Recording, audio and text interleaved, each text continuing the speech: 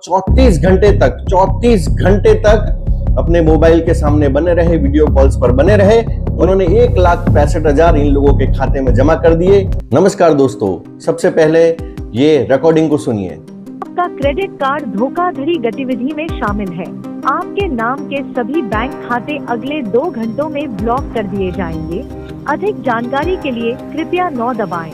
जैसा कि आपने इस रिकॉर्डिंग में सुना और मैंने अपने लास्ट वीडियो में भी बताया था कि इस तरह का स्कैम जो है वो मार्केट में चल रहा है, जिसमें आपके मोबाइल पर फोन आता है और बोला जाता है कि ट्राई की तरफ से बोल रहे हैं और आरबीआई की तरफ से बोल रहे हैं और आपका मोबाइल और क्रेडिट कार्ड से कोई गैर कानूनी कार्य किए जा रहे हैं। इसलिए आपको अगर इससे बचना है तो 9 नंबर दबाइए या 0 नंबर दबाइए।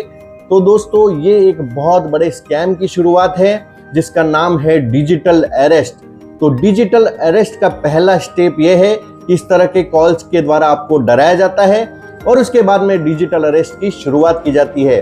तो दोस्तों, इस वीडियो में देखेंगे डिजिटल अरेस्ट क्या होता है और उससे कैसे बचा जा सकता है। दोस्तों, 48 वर्षीय केतन भाई सावंत जो कि वडोदरा के रहने वाले हैं, उनको 3 नवंबर को एक फोन आता है। जैसा मैंने आपको रिकॉर्डिंग सुनाया उसी तरह का सेम उनको कॉल आता है, जिसमें कहा जाता है कि आपके मोबाइल से गैर कानूनी काम किए जा रहे हैं, इसलिए आपको सिम कार्ड को ब्लॉक कर दिया जाएगा 2 घंटे के अंदर। अगर आपको उससे बचना है तो आगे के नंबर प्रेस कीजिए, 9 दबाइए, 0 दबाइए। तो वो उस तरह से उस नंबर को दबाते चले गए, लेकिन उनको दबाने से कोई बैंक अकाउंट खाली नहीं हो गया, लेकिन डिजिटल अरेस्ट की जरूर शुरुआत हो गई। क्योंकि इस तरह से करने के बाद में थोड़ी देर बाद में उनको एक वीडियो कॉल आया, जिसमें कहा गया कि उस वीडियो कॉल में सामने की तरफ में मुंबई पुलिस का एक बड़ा अधिकारी था, कथित तौर पर, जो कि एक्चुअली पुलिस अधिकारी नहीं था, लेकिन उनको डराने के लिए पूरे गणवेश में, पूरे यूनिफॉर्म में पुलिस कमिश्नर या पुलिस अधिकारी बन के उनके सामने वो वीडियो कॉल आया। उस जो बनावटी पुलिस अधिकारी थे, उन्होंने उनको कहा कि जेट एयरवेज के अंदर जो मनी लॉन्ड्रिंग केस हुआ है उसके अंदर आपको संलिप्त पाया गया है, उसमें आपकी भागीदारी है, इसलिए आपको गिरफ्तार कर लिया जाएगा। और इस फोन कॉल के बाद में कई तरह के उनके पास वीडियो कॉल आए, जिसमें कोई वकील बन के, कोई सीबीआई का अधिकारी बन के, कोई सीआईडी का अधिकारी बन के, इस तरह से सरकार के विभिन्न प्रकार के अधिकारियों के रूप में उनके पास में वीडियो कॉल्स आते रहे। और इस वीडियो कॉल्स के माध्यम से वो 34 घंटे तक अपने मोबाइल के सामने बने रहे, वीडियो कॉल्स पर बने रहे। और इन 34 घंटों के अंदर उन्होंने इस चीज से बचने के लिए, जैसा कि इनको कहा गया था कि अगर आपको इस गिरफ्तारी से बचना है तो 5 लाख रुपए जमा कर, 34 घंटों के अंदर उन्होंने 1,65,000 इन लोगों के खाते में जमा कर दिए। दोस्तों, इसी को कहा जाता है डिजिटल अरेस्ट। इस डिजिटल अरेस्ट के दौरान, यानी कि इस वीडियो कॉल के दौरान, उनको कई लोग अलग अलग अधिकारी बन के, कोई जज बन के आ गया, कोई क्राइम इंस्पेक्टर बन के आ गया, कोई क्राइम ब्रांच का अधिकारी बन के आ गया, कोई जज बन के आ गया। इस प्रकार से विभिन्न प्रकार के कॉल आए और उनको कई तरह के फर्जी डॉक्यूमेंट्स भी दिखाए गए कि देखिए, आप इस तरह से, आप इस गुनाह में संलिप्त है, आपने ये गुनाह किया है, आपके द्वारा मनी लॉन्ड्रिंग की गई है, तो आप इतना पैसा जल्दी से जल्दी जमा कर दीजिए।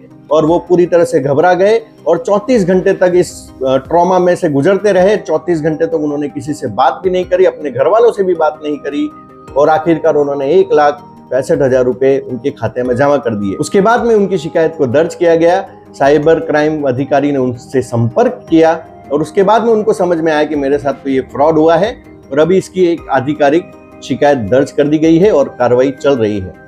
दोस्तों, इस तरह के फोन कॉल्स की संख्या में अचानक बहुत ज्यादा इजाफा हो गया है। मुझे भी ये कॉल 2 बार आया है। पहले कॉल का रिकॉर्डिंग मैंने अपने पहले वीडियो में आपको बताया था। अब दूसरे कॉल का रिकॉर्डिंग भी आप सुन लीजिए क्या कहा गया है। इस रिकॉर्डिंग में मुझे कहा गया कि आरबीआई के द्वारा कॉल है और आपके क्रेडिट कार्ड से गैर कानूनी चीजें हो रही है, तो उसका अगर आपके सारे बैंक खाते बंद कर दिए जाएंगे, अगर उससे बचना है तो 9 दबाइए, 0 दबाइए। ये डिजिटल अरेस्ट की शुरुआत है। अगर आपको भी इस तरह के फोन कॉल आते हैं तो पहली बात तो इनको उठाना ही नहीं है। अगर उठाती भी है और इस तरह की कोई घटना होती है तो साइबर क्राइम हेल्पलाइन नंबर है 1930, उसके ऊपर संपर्क जरूर करना चाहिए। देखिए, कोई भी सरकारी अधिकारी, पुलिस कमिश्नर, इंस्पेक्टर, जज, इस तरह से कोई भी वीडियो कॉल पे धमकी नहीं देता है। इसलिए अगर इस तरह के कोई फोन कॉल्स आते हैं तो साइबर क्राइम हेल्पलाइन नंबर 1930 पर जरूर संपर्क कीजिए। दोस्तों, मुझे दूसरी बार जो कॉल आया था वो इस नंबर से आया था और ट्रू कॉलर पर देखने पर आपको पता चलेगा ये कोई गुर्जर नाम का व्यक्ति है और उसका जो फोटो है वो सचिन पायलट जो कांग्रेस के बहुत बड़े राजस्थान के नेता है उनके साथ में उनका फोटो है। इस तरह के फोटो भी इसलिए लगाए जाते हैं कि थोड़ा सा रसूख बताने के लिए, थोड़ा सा डराने धमकाने के लिए कि भाई किसी बड़े व्यक्ति का फोन है, इसलिए इस तरह के जो डुप्लीकेट फोटोज है वो लगा दिए जाते हैं। एक्चुअली इनकी ये पूरी टीम काम करती है, जिसको अभी पिछले महीने ही वडोदरा पुलिस ने इस तरह के एक रैकेट को गिरफ्तार किया था जो कि थाईलैंड और विदेशों से चलता था, जो वडोदरा में बैठ करके इस तरह के डिजिटल अरेस्ट के मामलों को अंजाम देते थे। लेकिन इसमें अगर हम स्वयं सावधान रहेंगे, हम स्वयं सावचेत रहेंगे तो इस तरह की घटनाओं से जरूर बचा जा सकता है। मेरे इन दोनों वीडियोस बनाने का कारण सिर्फ एक यही था कि एक तरह से जागृति लोगों के बीच में लाना कि अगर इस तरह के अनजान नंबर से फोन आते हैं तो उठाना ही नहीं चाहिए, और अगर उठा भी लेते हैं और कुछ होता भी है तो 1930 साइबर क्राइम एक्सपर्ट से आपको संपर्क करना चाहिए। दोस्तों, अगर आपको वीडियो अच्छा लगा हो तो वीडियो को जरूर लाइक कर दीजिएगा और चैनल को जरूर सब्सक्राइब कर लीजिएगा। मिलते अगले वीडियो में, तब तक के लिए जय हिंद।